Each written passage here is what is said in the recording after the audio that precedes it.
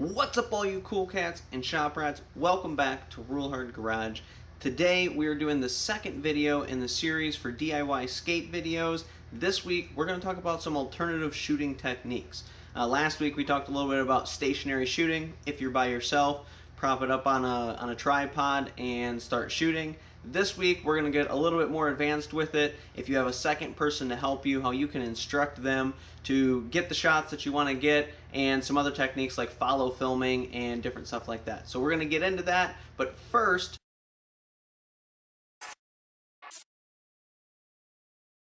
before we get into the details of all the techniques and stuff, before we went out filming this week, I had to get new shoes. Now, my Nike SBs were completely falling apart, and apparently these are not real Nike SBs. They're real Nike SBs, but they're Shoe Carnival Nike SBs. This is what I was instructed by internet keyboard warrior. I had no idea, but I can't really talk bad about these because apparently they're not real. I asked you guys on Instagram what you guys skated, and there's a pretty overwhelming response for Vans, which I've never owned Vans before. But because you guys recommended them, I decided to go out to the Vans store, get some new shoes. Had to stand in line for shoes for the first time in my entire life because of the pandemic. It wasn't too bad. We only stood in line for maybe like 10 minutes or something.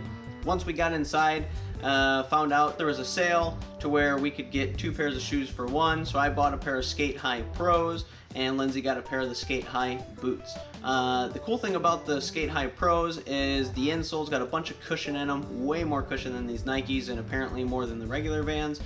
There's a suede up on the toe with like some vents and stuff so your feet can breathe and don't get all stinky, and a little bit more material around the toe cap so that it doesn't wear quite as much. My first impression so far, just a little bit of time I have skating them, there's almost no wear showing up on the fabric at all. It's all on the toe cap, which is perfect for skateboarding. So let me know in the comments below what shoes you guys like to skate. What are your favorite skate shoes? Now that I got my shoe situation taken care of, we got to visit 2 parks this week to film. The first park was Phillips Park in Aurora, Illinois. It's a really dope cement park. The lines and the flow there are freaking awesome. They've got a bowl. Highly recommend that you guys check it out. I will definitely be going back. There was tons of kids there, which I love to see. A bunch of people out loving skateboarding, enjoying skateboarding just like when I was a kid. The second park that we visited was Delwood Park in Lockport, Illinois, and that was pretty cool because I got to actually get out and skate with some friends of mine, which is cool because these people are actually friends that I've made through motorcycles, through choppers and building bikes and stuff like that.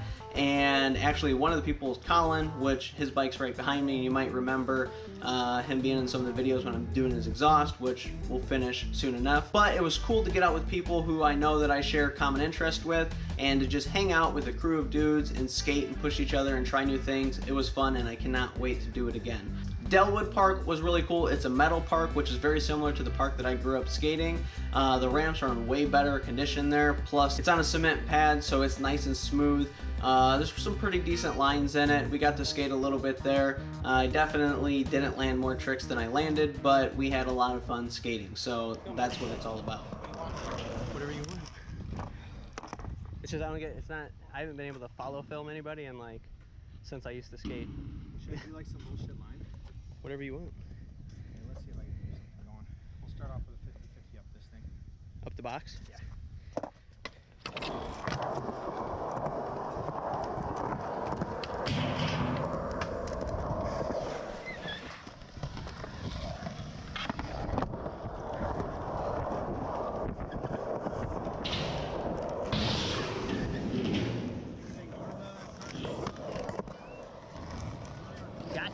Now at those 2 parks, we used some alternative filming techniques, and I'm going to jump right into that after I tell you that I lied to you.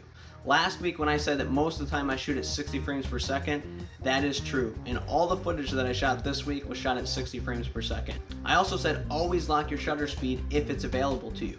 Well, that's not always true, and this week was an instance where that's not true, and I'm going to explain that real quick.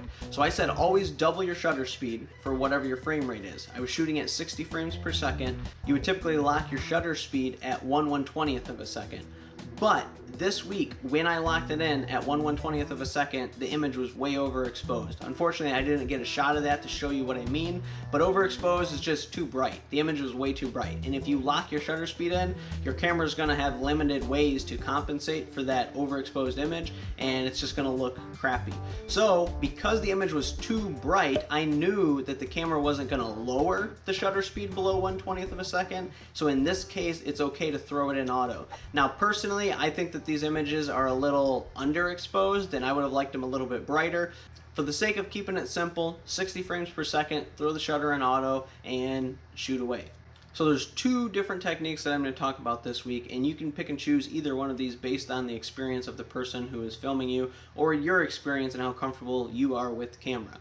One is just the basic pan, and this is a very, very simple technique. The people do not have to have any special skills. You can instruct literally anybody to do this. I told Miley exactly what I wanted her to do, and she handled it within seconds. She picked it up and was able to capture these shots. Now, the key to this is that you want to make sure that they're actually capturing the skateboard and the trick that you're doing, the obstacle that you're doing, you coming up to it, the obstacle, the trick, and you riding away. That is really just the key to this. So you're just gonna have to make sure that they understand to focus on where they're shooting the camera, which I'm gonna get into a little bit more advanced technique with that here in a second, but that is the simplest, easiest way to be able to have a second person have them shoot you. It could be your friend, it could be your mom, it could be your daughter, it could be your son, it could literally be some random kid at the skate park, maybe even a bum, I don't know. Probably don't wanna give a bum your camera though, he might steal it. Or maybe he's a nice guy. The second technique is follow filming, and it's a little bit more of an advanced technique. You're gonna have to actually follow the person on the skateboard and film them while they're performing the trick. This is an advanced technique because the person filming is gonna have to have very good balance. They're gonna have to be very comfortable on a skateboard and be able to focus on getting the shot while riding the skateboard. You don't want the person to be uncomfortable on the skateboard because, you don't want them to fall and drop the camera. As you can see, dropped cameras are not very fun, but if you do drop your camera, if you have it in one of these cages, these are going to protect your camera, as you can see. These weren't dropped while skateboarding, both of these fell off the motorcycle, and the camera is completely fine. Whoops. The camera's completely fine. As you can see, this took most of the abuse, and that's exactly why I bought them. Now, the one thing that is very important with both of these techniques is that you're planning out what you're doing, your run, your line, whatever it is, with the person who's filming.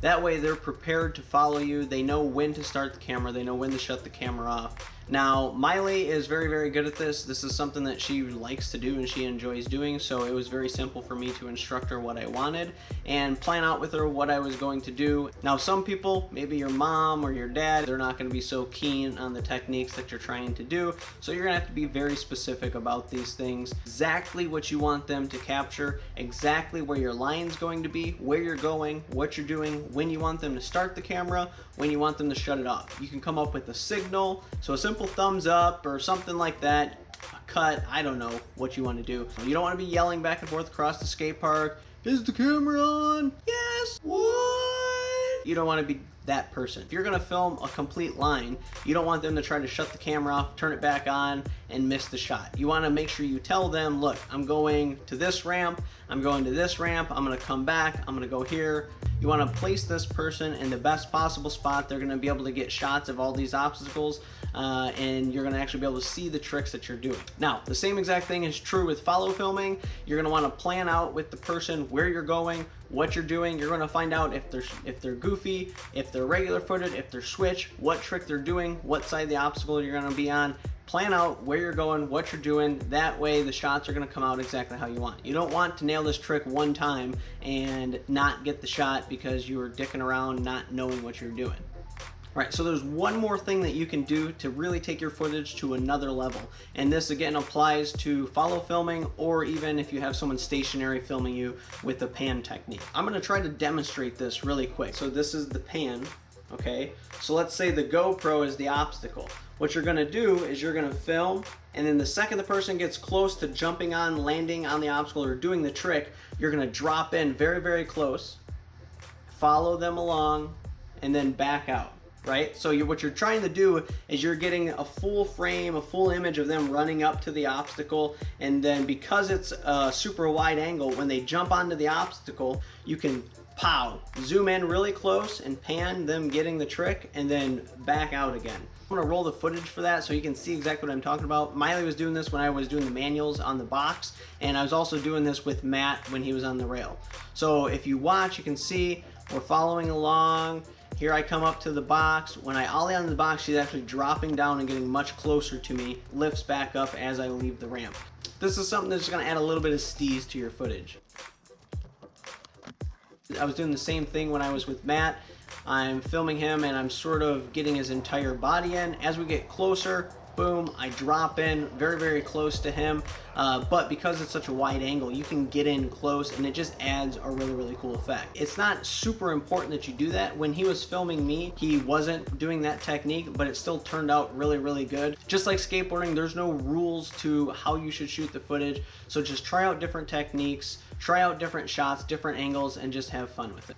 Quick recap of everything that we just went over. If you do have a second person and you want to have them help you film, you can either use a pan technique or a follow filming technique to get those. You just have to make sure that you plan out very well with the person where you're going, when you want them to start the camera, when you want them to shut it off.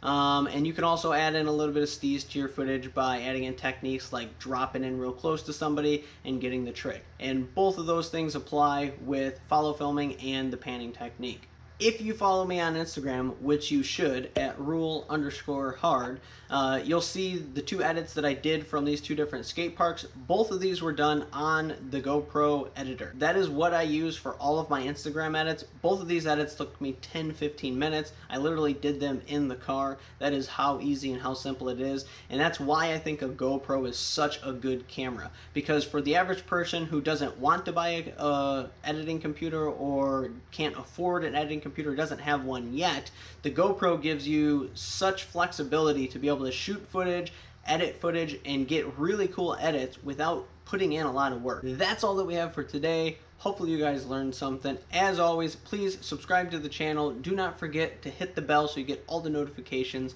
Smash the like button and leave a comment down below. Let me know how much you love this video, or answer my question as to what skate shoes are your favorite skate shoes. What do you prefer to skate? But until next time, peace! No, you don't see that too often. Because the parks are so nice. Like some of these parks they're building now are fucking awesome.